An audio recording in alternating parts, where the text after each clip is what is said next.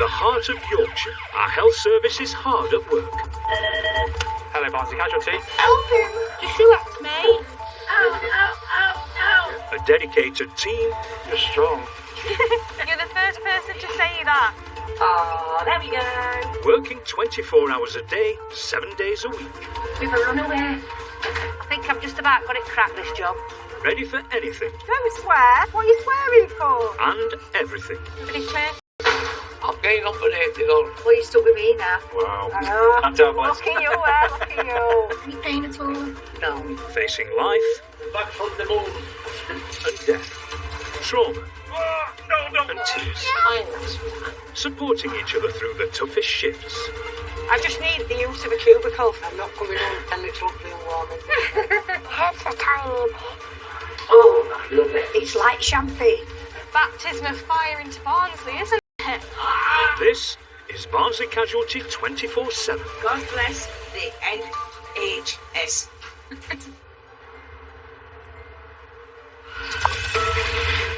On shift tonight, Sister Jane Hawksworth. We do put up with a lot of violence. It is something that is on the increase. Student Dr. Sophie Miles. I'm not sure I can feel a pulse. You could then end up losing your foot. And consultant Dr. Diffrig Hughes. When the tumour was found, I don't know, in September. So get ready to share a shift with the team at Barnsley Casualty.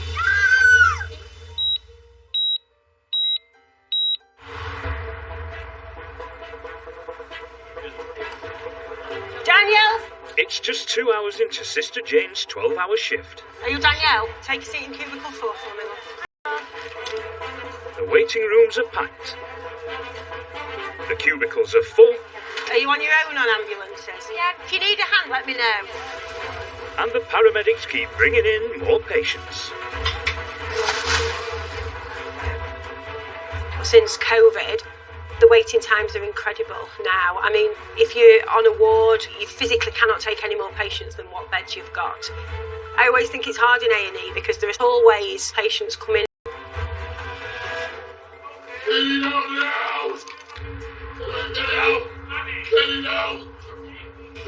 And to add to all of that pressure, one of them is becoming violent.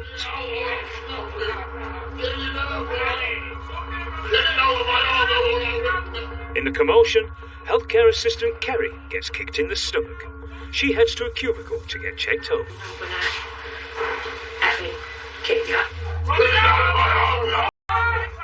We do put up with a lot of violence within the department. I don't want to sound blasé about it and say, you know, it happens, but it does happen. It is something that is on the increase. Oh, it's not a nice feeling getting kicked. It's a shock, you know what I mean? It winded me and that, you know what I mean? And you feel a bit like you're coming to work just 12 people and you're just getting, you know, just abuse. Last year, 1 in 7 NHS staff were physically abused. Today, the police have been called and security is making sure the patient stays put until they arrive.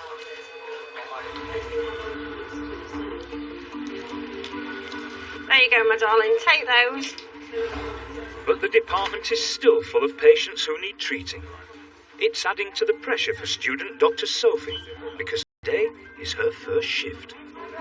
If you'd have told me 5 years ago I'd be putting on scrubs and my lanyard that says student doctor on it, it does give you that little pinch me moment of, oh, I'm really doing this.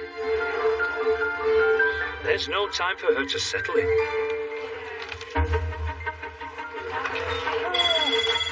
Because paramedics are calling.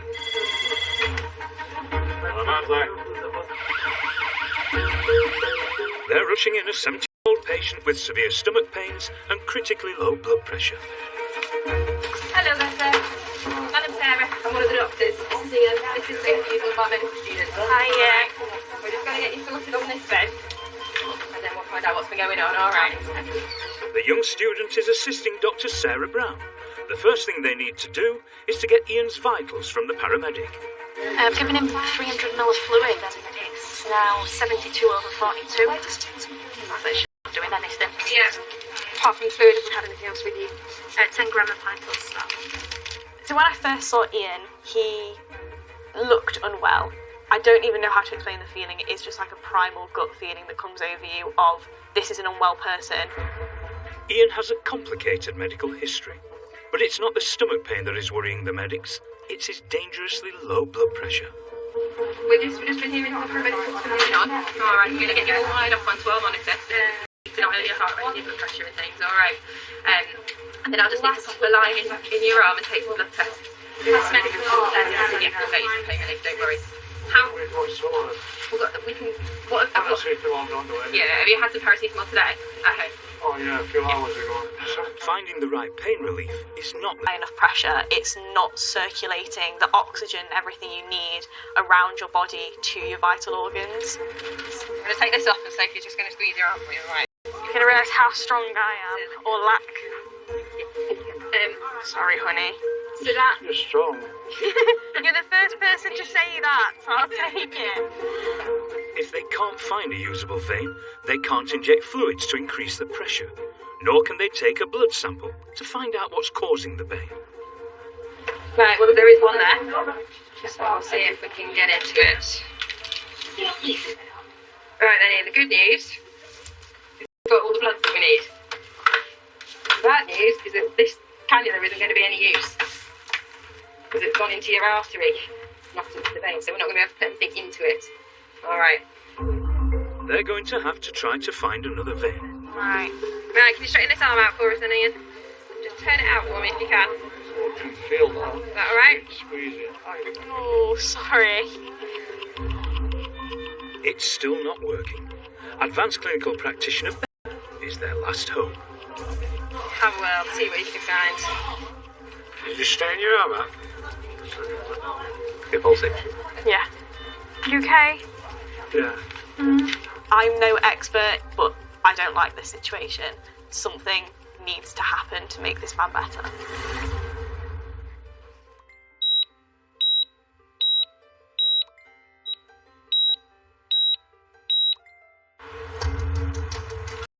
Ambulances arrive at Barnsley Hospital on Blues and Twos 24/7. But today, there's a different kind. A patient has assaulted a member of the casualty team, and the police have been called. So what happened? We were quite distressed at the fact that we took bloods, and I think we are expecting it. I think people are more and more frustrated, certainly following COVID, and I think we put ourselves in the way of that because we are their frustration punch ball, if you like. While police officers begin their investigation, there's no let-up for the staff because the emergency red phone keeps on ringing. Hello? Dr. Hughes answers, but it's the call nobody likes to take. Okay, how old? 5. Headache. Vomiting. Surgery on a brain tumour. A 5-year-old who recently had brain surgery is being rushed in. Okay, yeah, do you want to send her through to Beats and I'll see her there? You're off, you got suctional, there's no suctional. All you need is ready to go. When it's a preload about a child, does tend to prompt a sort of an increased anxiety. The little girl arrives with her mum, Sarah. Is it Ivy? Yeah. Hello. We've been expecting you, missus. Hello. This is Ivy. Yeah. Ivy's had a brain tumour before, had that removed. On removal, it's damaged her pituitary and hypothalamus. Ivy is suffering from complications caused by the emergency removal of a brain tumour 2 months ago. So she became really, really floppy and tired, wanted to lie down, and then suddenly she projectile vomited 3 times. So when I saw Ivy, my first thought was that I can't actually think of a child that young that I'd seen with a particular problem. How are you feeling now, Ivy? You did say you had a bit of a headache, didn't you, as well earlier? Check your ketones.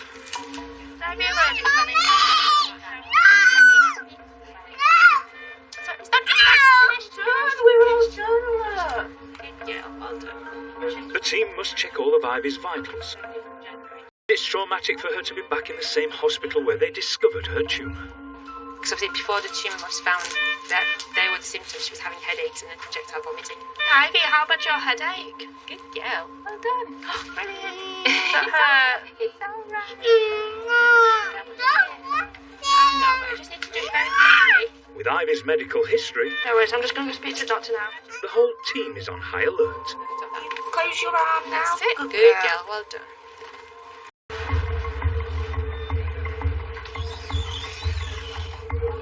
In Resus Bay 2, student Dr. Sophie has been helping treat Ian, who was rushed in with severe stomach pains. But it's his dangerously low blood pressure that is more concerning to the medics.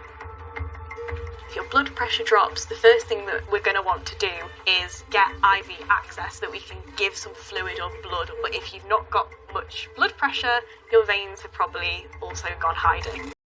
After 2 unsuccessful attempts, Voila. Magic. finally they find a vein. But Ian is still more concerned about his stomach pain. I wonder how long you've been stunned this for. So, Ian, the tricky thing at the minute, because your blood pressure is a little low, I'm hesitant to give you morphine because that can make your blood pressure drop even further and make you feel dizzy and woozy. We can't give you any more paracetamol, can we? Because you had that They don't do anything. not that long ago. Exactly, and I think we need something a bit stronger. So, Is it picked up? it's Oh. a tiny bit from when you were with the paramedics, but not really. Not as much as we would like it to, and considering the amount of fluid that they gave you, we would like it to come up a bit more than it has. I just cannot get comfortable. Ian had most of his bowel removed 20 years ago, and he's on permanent medication to help with his digestive system. So you can keep going. There you go. Is that a bit better? But that causes extra problems with his other organs. It looks like he's had some trouble with his kidneys before, with kidney stones and things, and so we think that maybe he's now got a kidney infection, and so that's maybe what's causing his blood pressure to drop. So, can you show me where you're getting this pain then? What's there? Okay. So that very much fits then with there being a bit of an infection in your kidney. Okay. I wonder if what's happened, obviously we know that you've got lots of those little stones in your kidney and down the tube going to your bladder. The doctors may now know the cause of Ian's pain, but they can't start treating it while his blood pressure is still so weak.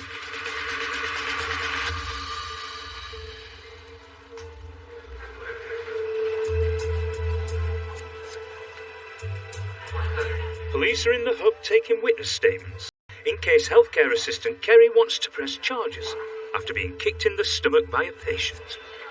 We went in to see this gentleman to have some blood taken. Talked him through it. He just launched out anyway, kicked me in the stomach. Winded me. I've worked with mental health, so I know what happens. But I don't feel that you've come to work to do this job in the situation that we're in with COVID and all that.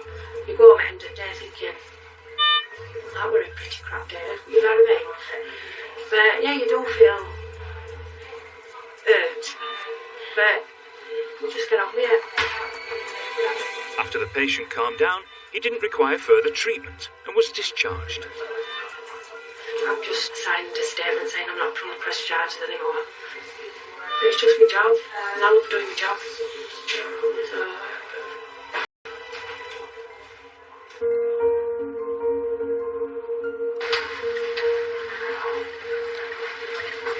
Over in paediatrics, Dr. Hughes is assessing Ivy. Hi, you're right. It is, yes. Yeah, it might have been when the tumour was found. I don't know. In September, I brought her here. The 5-year-old was rushed in suffering with complications from the emergency removal of a brain tumour 2 months ago. Is it a nice afternoon? Are you enjoying it? Good, yeah. Good. And then she was even more floppy. She was, I think, making a good recovery.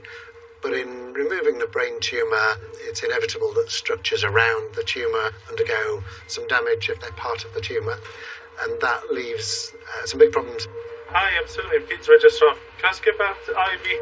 Paediatric Registrar Suleiman Al-Dakul is talking to the team who carried out Ivy's surgery. she's coming today. Mom thought she looked unwell today. She was not drinking. She went on to have 2 wet nappies and she did not look well. No, that's fine. That's really helpful. Thank you very much.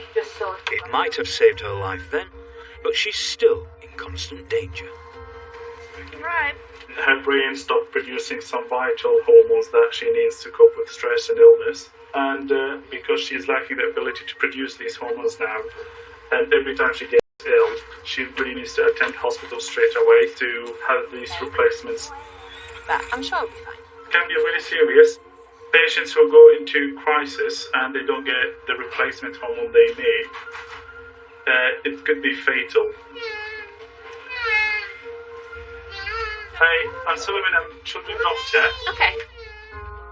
So anything leading up to this, anything particular like fevers, vomiting, diarrhea? No, so the only thing is that my husband thinks that he might have forgotten to give her desmopressin this morning. It's antidiuretic hormone. That's right, yeah, So if you don't give it, she'll just wee and she's yeah, just gonna wee. that's it. That's what she did. Basically, Yeah. straight away I thought Yeah. that's strange. Yeah. She became really floppy and tired, and then she just vomited, and then she was breathing quite shallowly as well. So she was like, Yeah.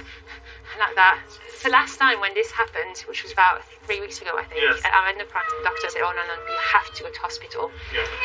The priority with Ivy is to see whether she's had morning treatments, and if she needs more, that might be because of a new underlying condition, an infection or an injury or something like that, might prompt her to need a higher dose of steroids. So I think because she missed that dose of desmopressin, we will do the blood test, and then that will give us an indication what to do next. Okay, brilliant. It's okay. I know we are. On top of all the medication Ivy takes to keep her alive, the part of the brain that should tell her when she's full was damaged in surgery. So she always thinks she's hungry. Very visible side of things now is the weight, which I am really struggling with that. I'm finding that really heartbreaking. Tumor itself is hard enough, it's horrendous, but there were solutions, there were things that they could do to sort of get rid of it, but this constant need to eat. Currently there's no medication, there's nothing that they can do. Yeah, we're just trying to stay positive and much, because that can be quite scary sometimes, so just what's happening. But it's not food that Ivy's body needs to start making her better, it's fluids. How about we have a little drink now? No. I need to drink some. That's what's happening.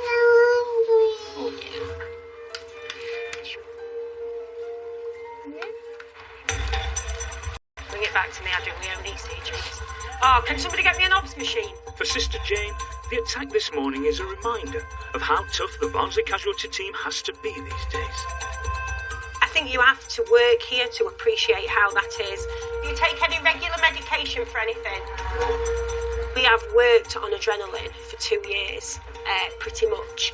And it's got busier, and busier, and busier, and busier. And we're just exhausted now, physically and mentally. But we're still here. Okay, take a seat back outside in the waiting room for me. The GP will give you a shout shortly.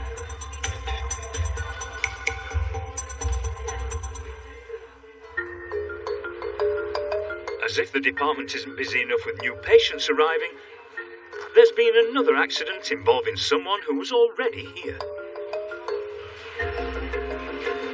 Just cut my back head on a piece of pipe. In a pathology lab upstairs, fitting a steriliser. Medical fitter Chris is being treated by consultant Dr. Asim Salim and Sister Vicky Walker. You okay? Yep. You're doing really well. Okay. Yeah, happy? Yeah. Sure? So you can leave your head on my hand if you want. Right, there we go. Try not to get your head stuck to his hands. You don't want to be taking him on, do you? No, not really. They try to stop the bleeding with glue and steri strips, Do you want me to stick down, please, sir? but it's not working. Oh, we get this. Go in. If they can't stop the flow of blood, what started off as an accident might quickly become an emergency.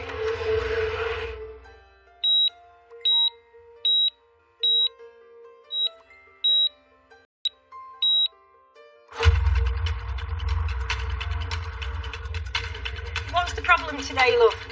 It's been quite a day for the staff at Barnsley Casualty. I've been threatened a few times. You shouldn't really have to expect to deal with that work. Sadly, it's something that you have to get used to. But they're now having to work even harder to catch up with the backlog of patients. Mark, please. Used to introduce the new student recruits to a key member of the department. New ones, like lambs to slaughter. Basically, the kids, you know, the expectation and that you see in the faces that they want to do the best that they can. So, what I shall say is this: if you've any questions, don't ask me. No. I think the biggest challenge for some of the student doctors is not to upset me. I think they've been warned. Don't upset Jane. Anyway, nice to meet all of you, and welcome to Barnsley. See you later.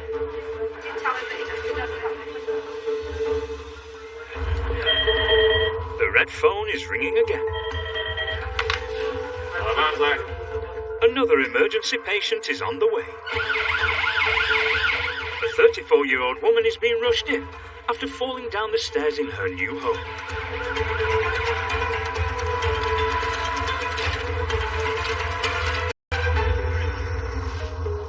This is Barbara. Barbara has just recently moved into a flat and she's forgot about 3 steps coming out the kitchen onto the landing, and she's gone down all 3 steps. She's landed on her left leg and she's heard a crack. It's the warehouse worker's first day in town. Absolute baptism of fire into Barnsley, isn't it?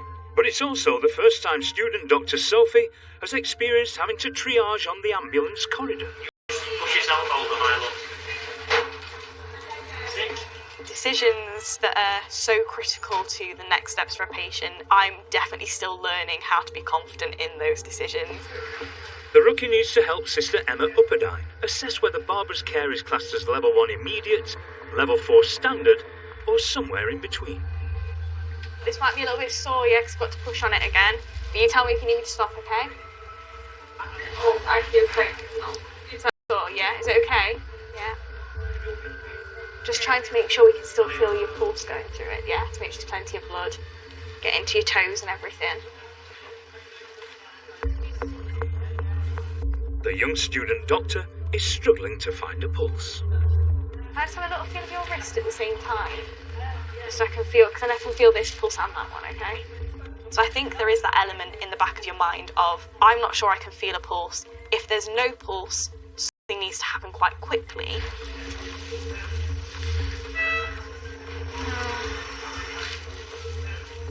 Is the lack of pulse on its own enough to kind of bump her up priority-wise? I'm or going to speak to one of the consultants. If we can't find a pulse in the foot, that is a red flag to us. Traumatic fractures, you could then end up losing your foot. Student Sophie's not taking any chances. Barbara gets classed as high priority. She's sent straight to X-ray.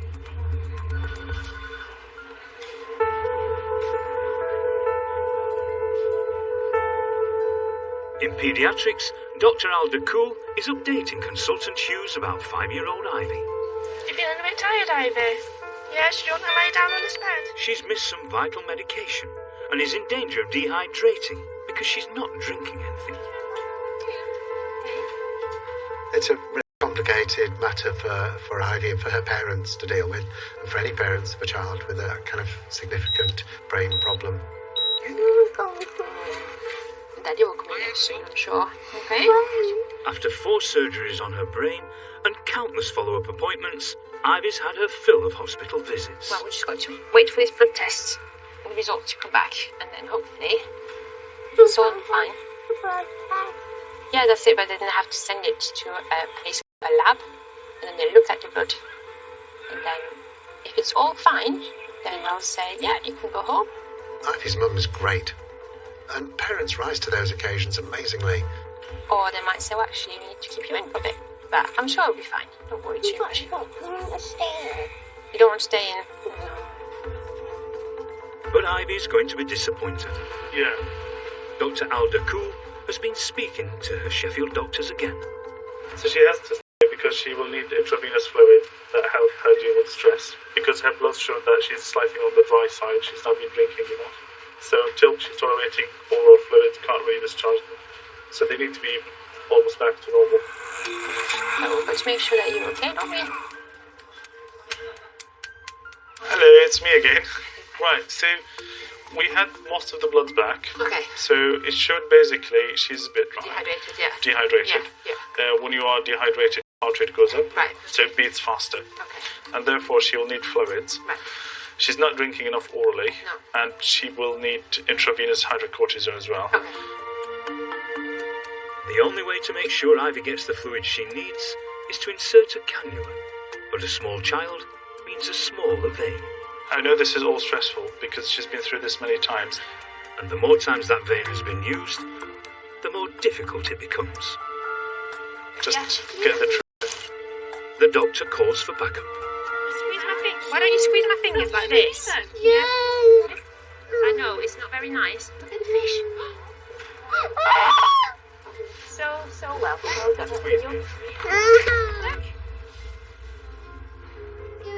Cannula in, some much needed fluids can be flushed into her body.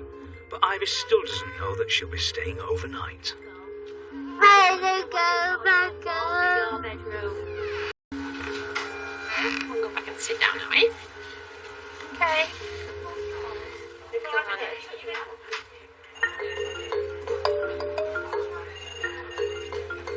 Back in cubicle 4, medical equipment fitter Chris has cut his head, working in another part of the hospital. I just have to find something more going in. If not, we're stuck like this. I put tight bandage around your chin. Yeah. Yeah, like one of them comedy bandages on. Yeah. Everything wants to love, see? There, I think we have thought of it. Wishful thinking. This time, the glue seems to be working. Was cross. I don't know if you saw it all, but quite a large skin flap. So we were looking at it more damage to there. No sense, no feeling. Well, I didn't like to say, but I bet you would. All patched up, Dr. Salim needs a final assessment before Chris can be released. That was absolutely beautiful, Perfect, right, okay. So a couple of things. Any pain, take simple painkillers, paracetamol, ibuprofen, right, okay, yeah. Second thing, as I said to you earlier, right, okay, it has to stay dry and clean, right? You will do, no problem. So, do not try to wash it with a shampoo or something. Just leave it completely dry and clean, right? You shampoo, do it. Finally, I just want to see that wound again in a few days' time, making sure it's healing up nicely as we are expecting, okay? Yeah. But the crack on his head isn't the last bit of pain Chris is going to feel today. Hello. Hello. Hiya, my name's Abby. I'm one of the nurses. Hello. I've got a fun job now. Sorry, yeah. It's alright. It's just your service.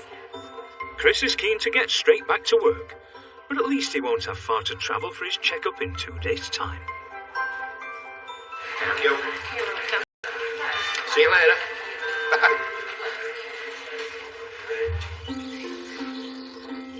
Over in Resus, Ian is facing another potential long-stay in hospital. And despite the pain, his thoughts turn to his wife Linda, who, because of COVID rules, is not allowed to visit. She's under a lot of stress. I think it's affecting her as much as me. She puts a brave face on, but I can tell it gets down a bit.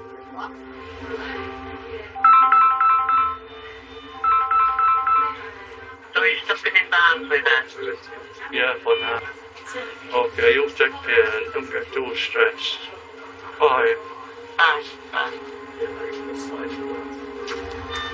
It's nice to hear a voice that you know, because there's no visitors at all.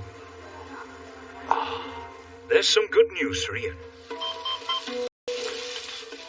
His blood pressure is finally moving in the right direction, and he can now be given more effective pain relief. But consultant Dr. Andrew Greer is concerned about why it's taken so long.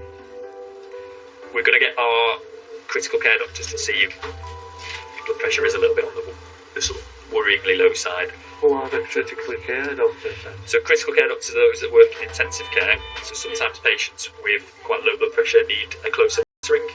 sometimes patients need drugs to just bring their blood pressure up. So it might be that you need that. Okay. We'll see how you go. Ian spent 6 days in intensive care waiting for his blood pressure to get back to normal. And another 10 on the ward, recovering from his infection. He's now back home with his wife, Linda.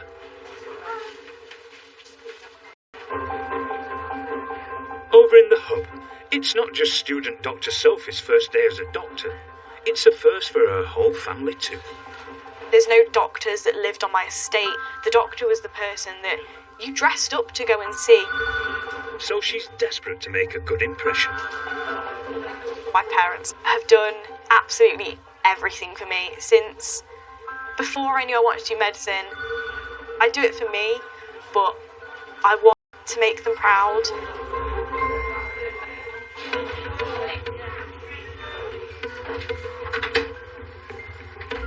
The student rushed Barbara into X-ray because she couldn't find a pulse. You never want to be that person that goes, oh, well, there was probably a pulse, and then misses that one person who didn't.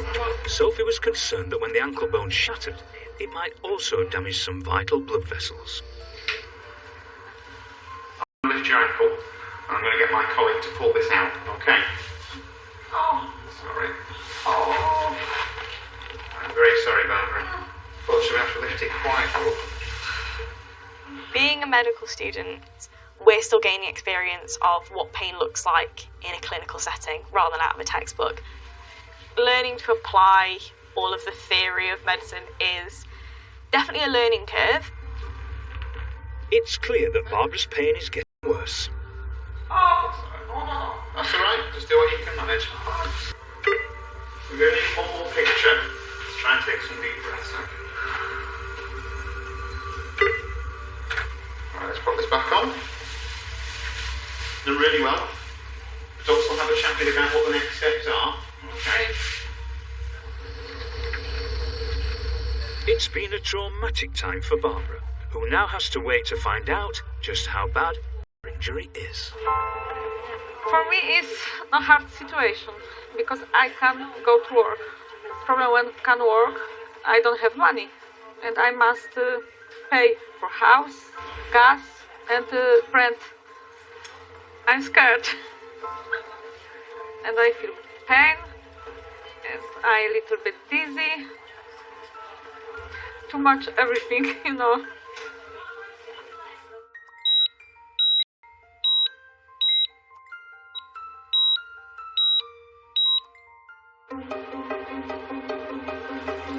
The fraught start to today's shift has meant the staff at Barnsley Casualty have been chasing their tails all day. Is this lady going? Is she coming back? Volunteer Jane has a plan to help keep the patient's spirits up. Waiting room's getting busy. Front door tea run, and just generally say anybody in waiting room do they want to come.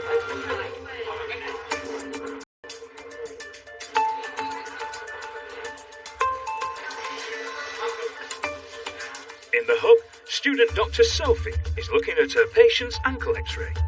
If only she knew where Barbara was, she could give her the results. Sorry, I've been sent from resource, but I just don't know where I'm going. I'm just aimlessly wandering. Someone did show us around the department, but it was literally, here's this, and I was like, there's no chance. I still don't know where the toilet is. She eventually tracks Barbara down to Resource Bay 3. Hello, how you doing? I'm scared. Yeah.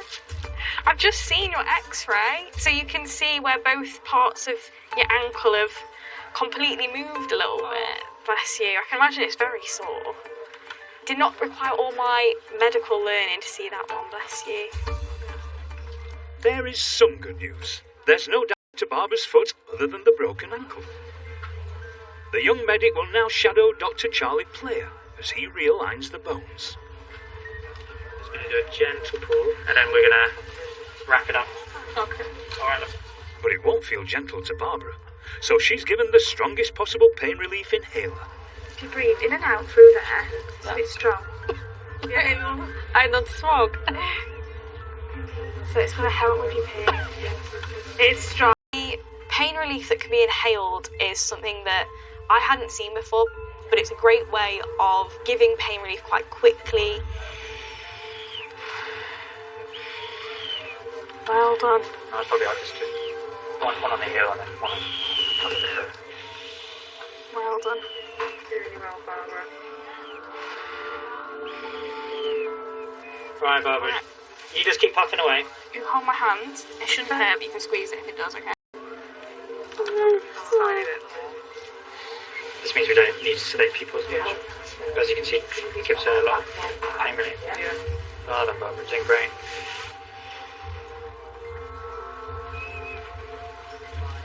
Well done, Barbara. I think we're good. Yeah. Well done. Good stuff, isn't it? Sometimes it's too good. That's like accident. Is that? Dr. Player hopes the bones are now back in the correct position. And yeah, we'll get feet x-ray. And then, just give orthopedic x-ray. But he needs to see a second X-ray to decide if Barbara will need an operation to pin the bones in place for good.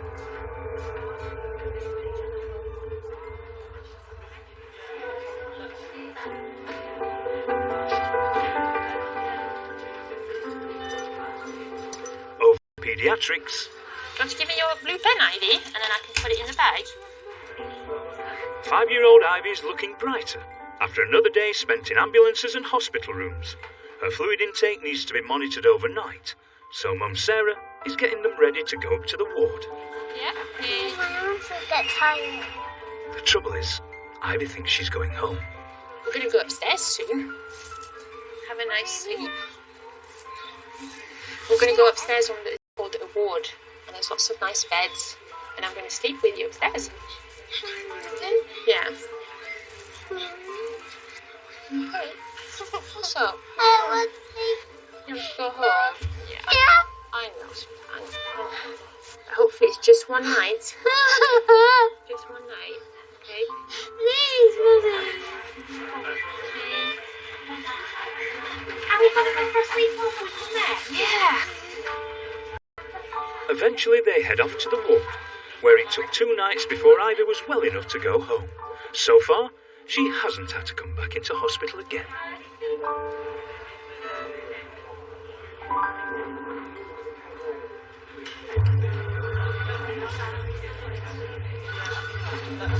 Right, so they've got 3 male beds.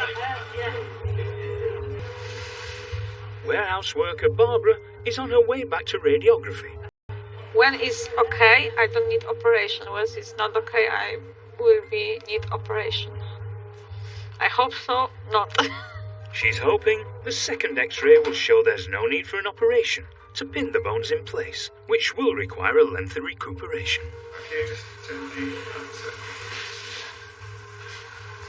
Can you turn in at your hip like this a little bit more? Okay, that. Just do your best. That's it.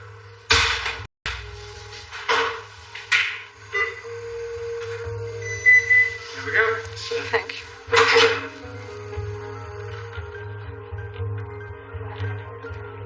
Back in Bay 3, Junior Dr. Tuba Ahmad has the results. So, the initial pictures of the fracture, the broken, and it will need surgery. We can't fix it with cast only, so it will need surgery. It's disappointing news. I need surgery. You had an operation before? No. That is scared. But I must. Barbara had an operation 2 days later, but it was 10 weeks before she was able to go back to work.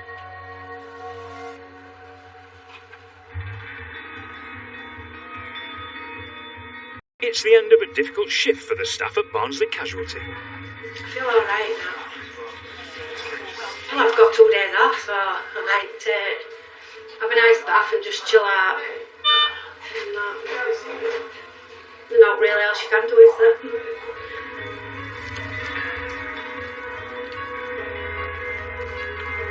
And for student Dr. Sophie, a lifelong dream nearly fulfilled. I feel the closest to being a instructor I ever have, and I've had that confidence boost finally of, oh, I can see how I'm going to be able to do this. I really cannot wait for the day, fingers crossed, touch wood, in 18 months, where I get to stick on the label Dr. Miles. Yeah.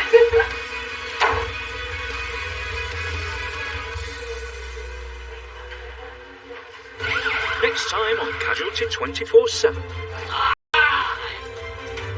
it's going to be a long day. I've still got it, you know. I know you've still got it. As you banged your head, I need to ask you. Have you got your own stabber with you? Do you want us to use that one? 'Cause it's a bit nicer. Hello. I'm getting operated on today. I can't answer.